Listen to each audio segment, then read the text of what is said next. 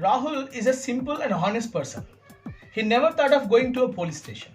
But today morning, while he was doing jogging, he was speaking in his mobile with someone. Two members came to him and very fastly they snatched his mobile and ran away on the bike. He was confused and very much tensed and immediately rushed to his local police station, left with no other option.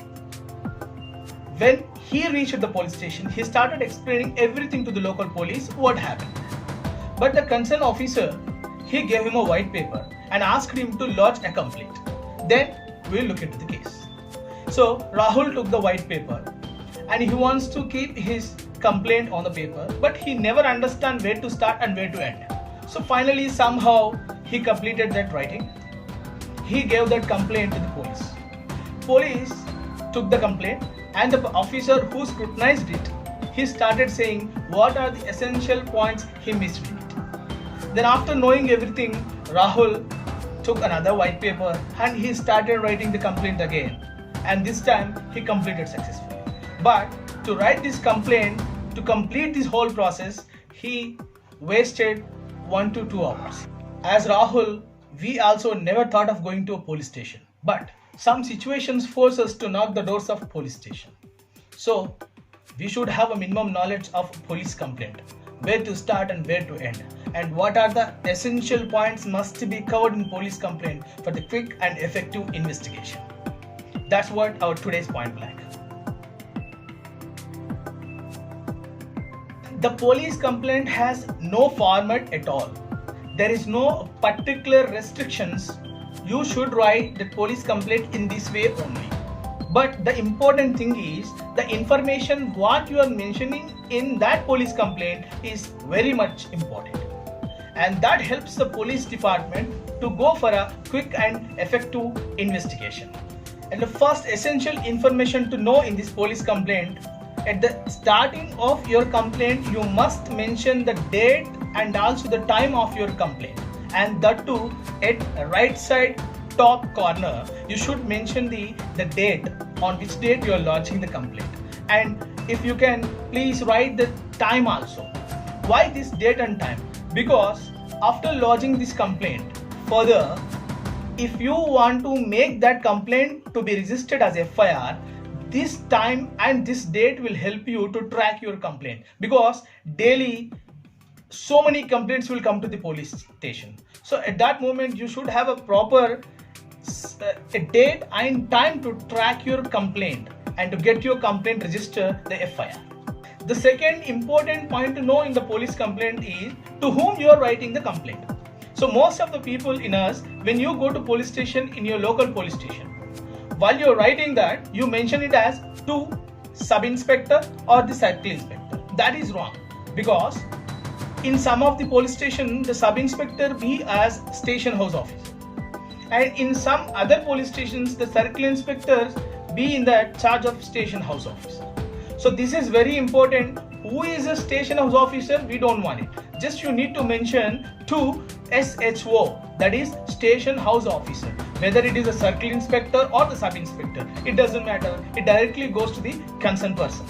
And along with that, if you want to put the same complaint to the higher officials, like in district levels, superintendent of police, SP, or in city level, the commissioner of police or deputy commissioner of police or assistant commissioner of police, you can mention that. The third essential information you should mention in the complaint is about you. That means who is lodging the complaint. You should write a complete information about you.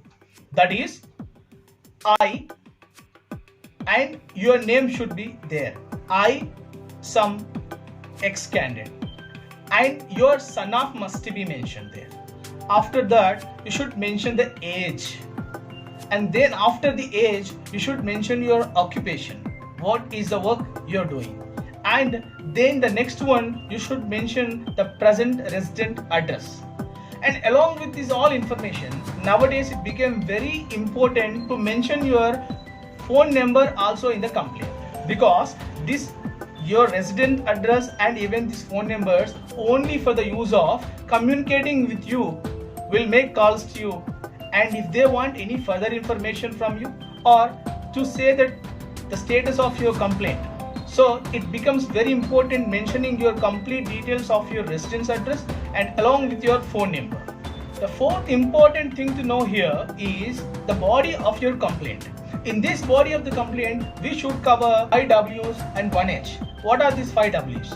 Let me say in 5 W's, the first W is who, and the second one is what, the third one is where, and the fourth one is when, and the fifth one is why, and 1H represents how.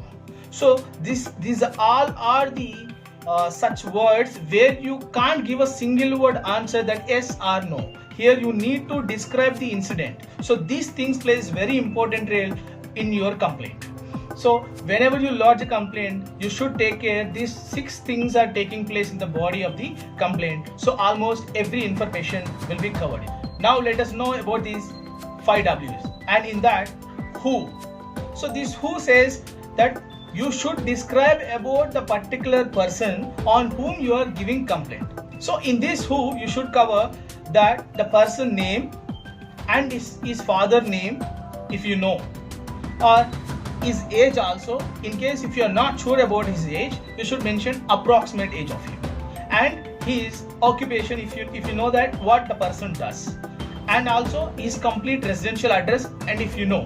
And like the starting of our video, I told you about the snatching of a mobile. There the unknown person snatched the mobile, so we don't know the person's address and this all information. So there at that moment you can only mention the person who snatched the mobile from you, what is a shirt color they wore, and what is a pant color of that, and which bike they used, and also you can say describe about his skin color and hair length and something like that. So another important thing is, if in some financial offenses you know very well that other person, at that moment don't forget to give his mobile number to the police, and you should mention the particular mobile number of the person in police complaint. It helps the police to call him and in the prospect of inquiry. So the second one is a what. It says about the what type of offense was committed by the person. So in our starting of the video, I told you that is a snatching of a mobile, or if it is a robbery, or it is a dacoity, or it is in a murder. So you should mention what happened there. The third one is where. So here you need to mention where the particular offense took place. So here you need to describe the place where it happened very clearly, because it helps the police to go and do the preliminary inquiry over there and further investigation on it. And the fourth one is when. So here you need to mention very clearly when it happened. Most of the people in us, we do one mistake, that is that we say simply that is today happened. So what is a today? Beside today, you should also mention that on which date. So the day should be mentioned, and the month should be mentioned, and also the year. And after the mentioning of this date, you should also mention that on what time it happened. If you're sure about this happened exactly by this time, you should write the time there. In case if you're not sure that about the time, you should mention between 12:30 p.m. to 1 p.m. or whatever the approximate time you think that happened, that you can mention there. But mentioning the time is very much important, and it helps for the further investigation. The fifth one is why. So if you see, in most of the cases, this fifth one becomes redundant. So we never know what is the reason behind it. Most of the cases will be like that, but in some of the cases you can say that why this incident occurred and what will be the reason, you may know it. And the last, another important thing is how. So here you need to describe how the particular offense occurred. So you need to describe clearly here. If you see the starting example, how these two members came there, on which bike they came, how they acted themselves, and how they attacked and snatched the mobile and went faster. So these things must be mentioned. Another thing is, during this incident, if anyone saw there, that means witness, eyewitness, or that member's names also must be mentioned here. So that person name, and if you know the details, and if you know the person mobile number, you should mention there. So it helps the police to go and approach those people about the incident occurrence. And the last and important part of your complaint is the prayer. So most of the prayer can be like this. Just you can copy. I request you to register an FIR against this crime and that accused be arrested in interest of justice. So this prayer is good for you, that whatever your complaint, whatever the information you have mentioned, finally mostly 99% you can end with this prayer. Another important thing to inform you that after writing this complaint, just first you need to take a Xerox copy of it, and original can be handed over to the police, and the second one, that copy, Xerox copy, it will be endorsed by the concerned officer and it will be given to the complainant itself. For the proof of your complaint, you should carry it. Along with this endorsed copy of your complaint, don't forget to take an acknowledgement. The acknowledgement, nothing but it is a receipt of CSR, Community Service Register. So this receipt will be given to you. So this receipt very important to you for the further track of your complaint and that complaint to be registered as FIR. This CSR is also called as daily diary report or diary report. So you should carry this with you.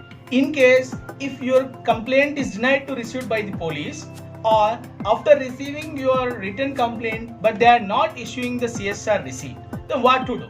I will make a special video on this very briefly. Subscribe my channel if you want to get that video notification into your mobile. I will be back with that interesting video. Till then, this is Vidyasagar signing off.